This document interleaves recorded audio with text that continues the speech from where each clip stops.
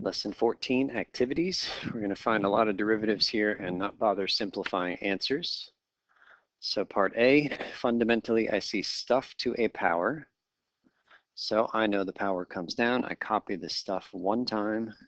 I subtract one from the power. That's the end of the power rule. But then the chain rule says multiply by the derivative of the stuff that was in parentheses. So that's a 3x squared plus 4, and that's done. Part B. This right here is not stuff to a power. This is fundamentally the quotient of two different functions. So the quotient rule is what needs to guide me here. So we copy the bottom down here, whole thing, then we square it.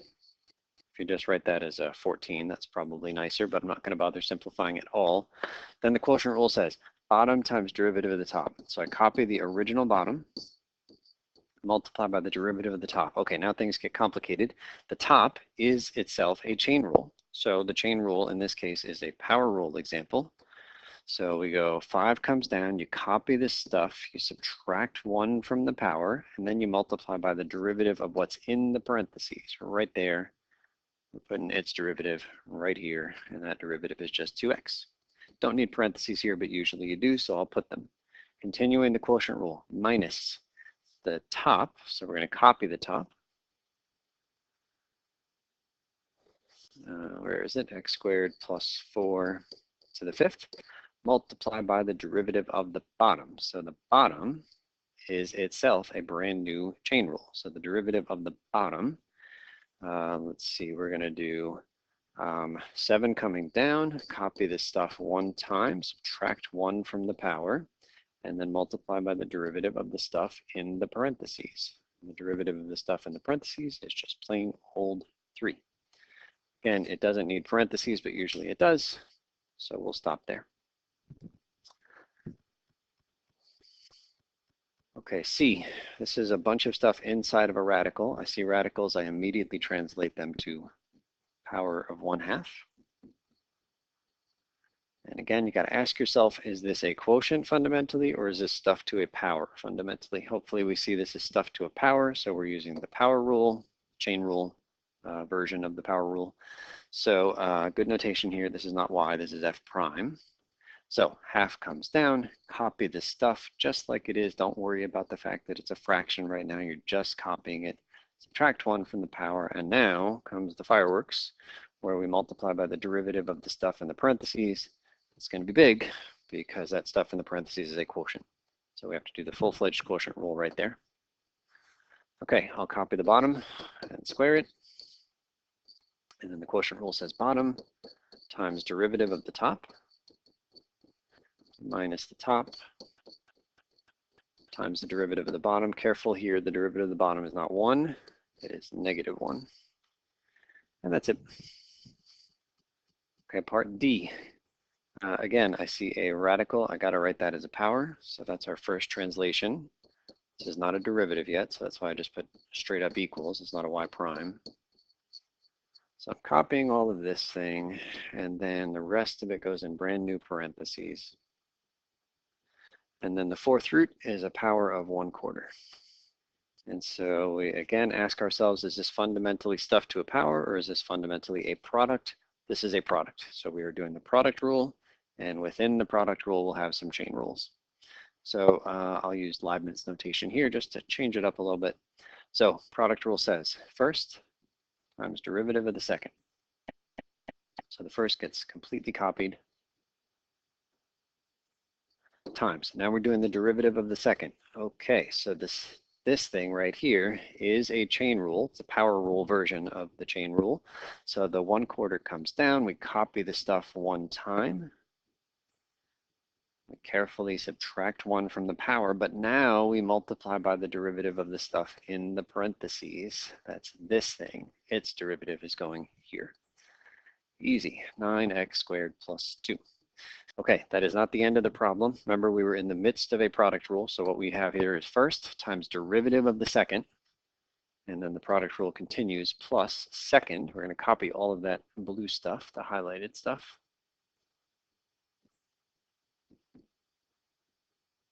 Times the derivative of the first. Okay, here is the first function, including this 5th power. And the derivative of that is another chain rule. It's the power rule version. So the 5 comes down, you copy the stuff one time, subtract 1 from the power, and then multiply by the derivative of the stuff. Derivative of this is going to go right here. And the derivative there, negative 8x to the 7 plus 19 minus 24x to the 5. And I think that is it.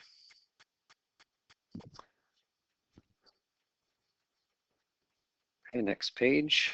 Here are some derivative rules we will prove later in the semester. So we're a tad bit early here, but it'll give us more practice with the chain rule. So act surprised when we see these things officially in coming classes. But the derivative of sine of x turns out to be cosine of x. Derivative of ln of x is 1 over x. Derivative of arctan is 1 over 1 plus x squared. And the derivative of e to the x miraculously is itself. We will see these things officially soon, but we're going to use them here to practice more chain rule. Okay, so number 3, we're going to find some derivatives here. H prime of x equals. Okay, so I see some stuff to a power. We've seen that a bunch of times today. Power comes down, copy the stuff one time, subtract 1 from the power, but then times the derivative of the stuff. We don't officially know the derivative of cosine yet, but you're just going to copy it from up above. It is negative sine of x. And that one is done. Okay, part B, ln of x to the 3rd minus 6x. Okay, at its heart, this is ln of some stuff. And I just told you, with no justification, the rule for the derivative of ln of plain x, not ln of some stuff, but just ln of x. And the derivative of ln of x is 1 over x. So then the derivative of ln of some stuff should be 1 over the stuff, right? Whatever is here. Looks like it just goes right underneath a1. So let's apply that basic derivative rule. J prime of x equals, so instead of 1 over x, it's 1 over the stuff in the parentheses, x cubed minus 6x. Notice it's not ln down there, it's just the stuff in the parentheses. Now that would be the final answer if this had just been x. We would have just put an x right there. But the chain rule says if this is anything more complicated than just plain x, you apply your basic rule as if it were ln of x, but then you multiply by the derivative of the stuff. So right over here, we're going to put the derivative of the stuff. And the derivative of that stuff is 3x squared minus 6. I think that's good. To be really clear, I'm going to put a dot here, and I'm going to point out that this is over 1. It is on the top. It is not on the bottom. So be really careful when you're writing that. The derivative of the stuff always goes to the side. It's never going onto the bottom. It's always on the top, really. Okay, part C, sine of t squared. Okay, let's pretend this is like a sine of x. G prime of t equals. If it were just sine of x, then the derivative would just be cosine of x. So it stands to reason that the derivative of sine of t squared should be cosine of t squared. That's at least a good start. But the chain rule says, hold on a second, you're not done. You pretended this was just plain x. It's not. If it's anything other than just plain x, you multiply by its derivative. So right over here, we're going to put the derivative of t squared, which of course is 2t. Doesn't need parentheses, but I'll put it. And that one's done. Okay, part D, arctan of e to the x. My goodness. All right. Arctan has its own derivative rule. There it is. 1 over 1 plus x squared. So again, you're just trying to sort of see the pattern here. Whatever is there goes right there. That is a very big highlight. Whatever is here goes right here. And we're just copying the rest of the form of that derivative. 1 over 1 plus the thing squared. So k prime of x equals 1 over 1 plus the thing squared. But it's not x in this case. What is it? It's e to the x. And that's not quite done because the chain rule says, okay, this wasn't x. This was something more complicated. So you have to multiply by its derivative. I'm going to plop its derivative right there. And according to the top right rule here, the derivative of e to the x is just e to the x. Surprising, but true. So we just multiply by e to the x right there, and that one's done. Again, that e to the x is on top. It's not on the bottom. Okay, F. X to the fifth minus 4e to the sine x times ln of arctan of x. My goodness. Okay, fundamentally, what is this? It is a product, so the product rule guides us. First times derivative of the second, so we copy all of the first. Times the derivative of the second, derivative of ln of arctan. Okay, so ln, remember, derivative of ln is just 1 over x, so it's 1 over this stuff. So that's a good start for this ln of arctan. 1 over the stuff, not 1 over ln of arctan, but 1 over arctan. But the chain rule says if you're anything other than x, then you have to multiply by its derivative. And the derivative of arctan, again, is given at the top of your page, 1 over 1 plus x squared. This one really is just x because it's arctan of x. Okay, but we're not done. Remember, this was the middle of the product rule. Plus second times the derivative of the first. Okay, derivative of x to the fifth minus 4e to the sine x. Okay, so the good news is there's a subtraction in there, and so therefore I know that I can do two separate derivatives and just subtract them at the end. So the first derivative is easy. X to the fifth becomes 5x to the 4. But then minus 4e to the sine x. Okay, we don't need to do a product rule here, right? 4 is a constant multiplier, and therefore it gets copied down. So really, I'm after the derivative of e to the sine x. Okay, let's think very carefully. E to the sine x. According to our top right rule, the derivative of plain old e to the x is just e to the x. So then wouldn't it make sense that the derivative of e to the sine x would be e to the sine x? Yeah, at least that's a start. So we'll write that. Where'd we go? Here we are. So e to the sine x, that looks good there. But we then need to multiply by the derivative of the thing that's playing the role of x. Our rule at the top right is for the derivative of e to the x, but this is e to the sine of x. So we have to multiply at the end by the derivative of sine of x. And if you take a look at the first rule at the top left of this page, you'll see that the derivative of sine x is cosine x. Okay, one more parentheses here. All right, f, derivative of sine of 3x to the fifth plus 4x to the sixth over cosine of 3x to the fifth plus 4x to the sixth. So actually, there might be a little bell going off in your head. There's some pre-calc trig identity that hopefully you know that sine of something over cosine of that same thing is actually a brand new trig function. It's another trig function. So you don't need to write this, but it is true that that thing is equal to tan of 3x to the fifth plus 4x to the sixth. So if only at the top of this page there were a derivative rule for tangent of x, then this would be a piece of cake, this problem. Sadly for you, you don't know the derivative for tan of x. You will soon enough, but you don't know it yet. So we're going to have to do this the hard way because we don't know the derivative of tan. But think about how cool you're going to be when you know the derivative of tan x. All right, so we can't do anything with this. It's true, but not helpful. So how do I find the derivative of g? So this is a big old quotient rule. And so I'm going to put a fraction here. I'm actually not going to put the fraction first because there's just not enough room even on one line to do this, I don't think. So let's see what happens in the numerator of our quotient rule. So it goes bottom times the derivative of the top. Derivative of sine of some stuff. Well, if it was just sine of x, it would be cosine of x. So sine of that stuff becomes cosine of that stuff times the derivative of the stuff. So the derivative of this is going to go right over here. And that is a 15x to the 4 plus 24x to the fifth. My goodness. I'm saying a lot of that phrase this lesson. Okay, that was part of the quotient rule. So that was bottom times derivative of the top. Maybe we should sort of highlight. Let's see. So there's the bottom right there. And then this guy, its derivative is all of this stuff over here. Okay, continuing with the quotient rule, minus not plus, the top, copy the top as it is, times the derivative of the bottom. Okay, so the derivative of the bottom, this looks like cosine of some stuff. So if it was just cosine of x, according to our brand new derivative rule at the top, it would be times negative sine of x.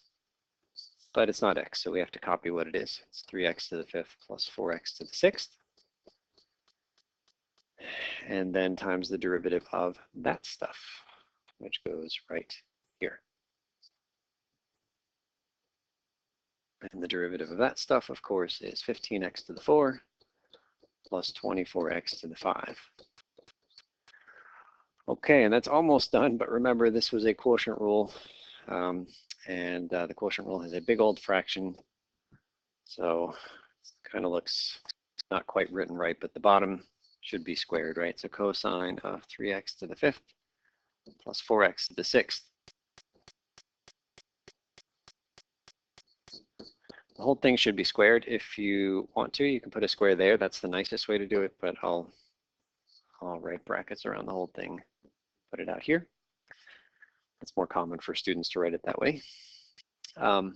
Okay, and it isn't written correctly because here it looks like only, I don't know what it looks like, only this part is divided by the cosine squared, but really it's the whole entire thing. Oh, I guess I should write that then maybe. Big brackets around this entire thing, and it all gets divided by the cosine squared. Okay, number 4, find the point xy on the graph of y equals square root of x nearest the point 4, 0. So we've got this picture, this curvy thing here apparently is y equals square root of x, and we've got a generic point on there, x, comma, and then the y value is square root of x. That makes sense, I hope.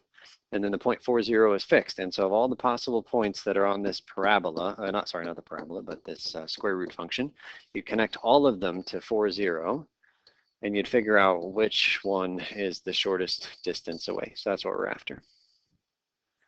Okay, so we're trying to minimize the distance. So I guess it makes sense to start with a formula for the distance between the 2 points that are highlighted. So remember the distance formula is a big old square root. It's some stuff squared plus some other stuff squared. So we're supposed to subtract the x coordinates in here. So x minus 4, and then subtract the y coordinates here. Square root of x minus 0.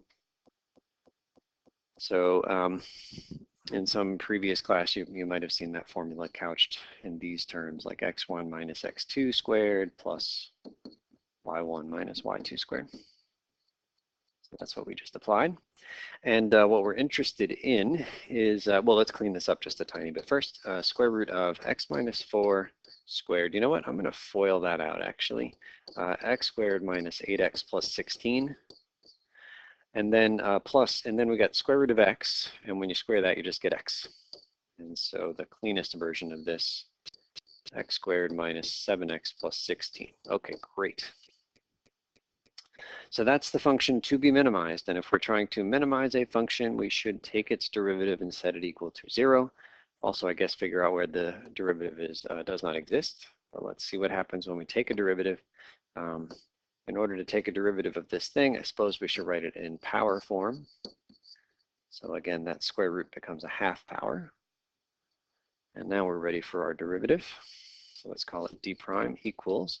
So this is some stuff to a power. Power comes down, copy the stuff.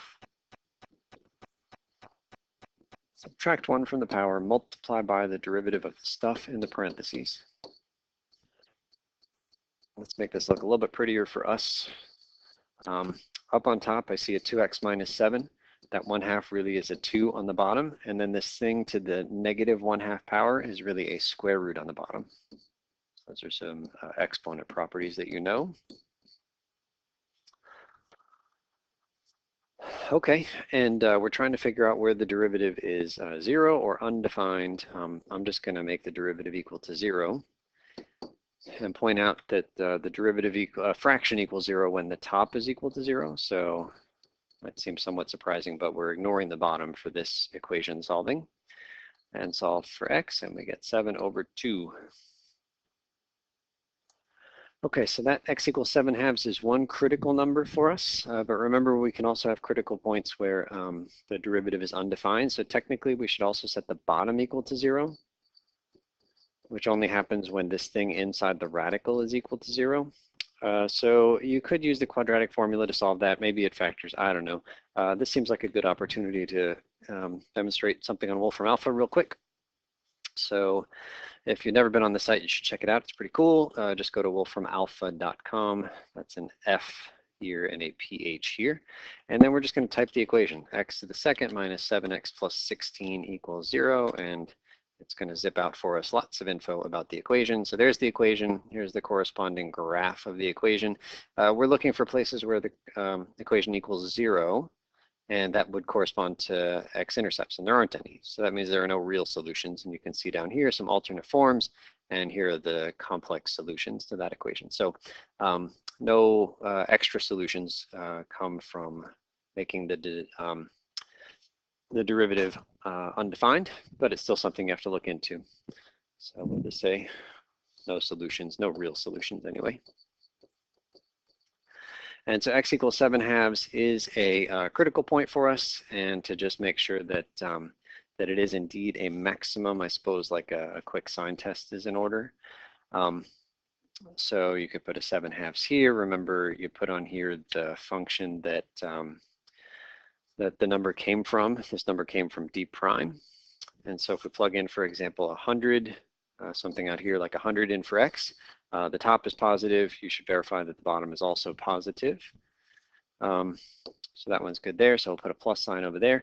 And then something a little less than 7/2. How about 0? So if you plug in 0, you get a negative up there. Plug in 0 here and 0 here. This is just 16. So it's a positive down there. So a negative on top and a positive on the bottom gives me a negative, which means that this function is decreasing forever until I get to 7/2 and then increasing forever after that. So yeah, 7/2 is not just a local minimum, but is the global minimum.